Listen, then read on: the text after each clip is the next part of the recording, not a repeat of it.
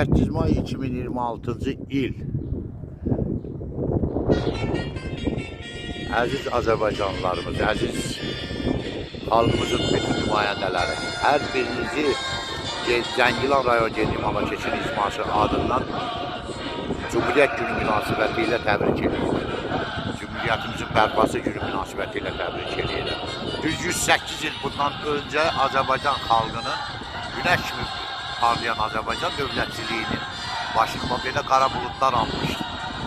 Lakin başda Məhəmməd Əmin Rəsulzadə olmaqla və onun silahdaşları tərəfindən Azərbaycan Cumhuriyyəti quruldu, elan olundu, Şərqdə 3 dəfə və Türk Osmanlı ordusunun dəstəyi ilə, köməkliyi ilə Azərbaycanımızın əsas hissəsini paytaxtımız Bakı olmaqla düşmənlərdən təmizləndi.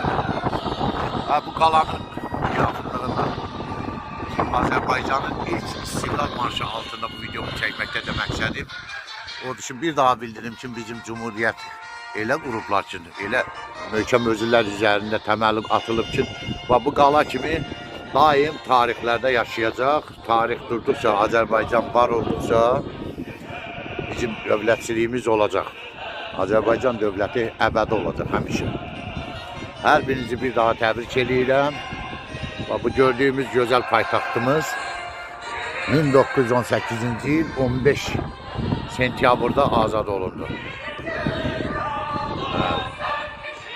Bir daha hər birinizin bayramını təbrik edirəm. Azərbaycan dövlətçiliyi yolunda öz canından, qanından keçmiş hər bir Azərbaycan vətəndaşının məkanı cənnət olmasın.